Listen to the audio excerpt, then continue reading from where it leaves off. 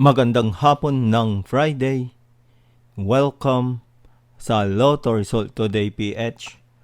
Narito ang mga resulta para sa 2 p.m. draw, June 19, 2026.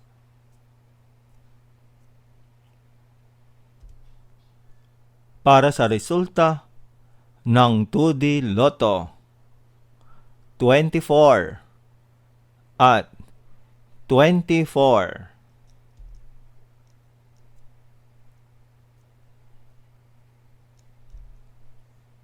Heto naman ang summary ng resulta ng 2D Lotto kahapon.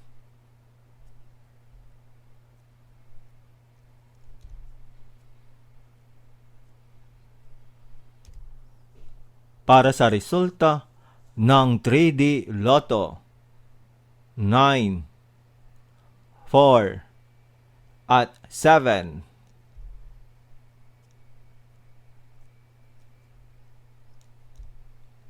Heto naman ang summary ng resulta ng 3D Lotto kahapon.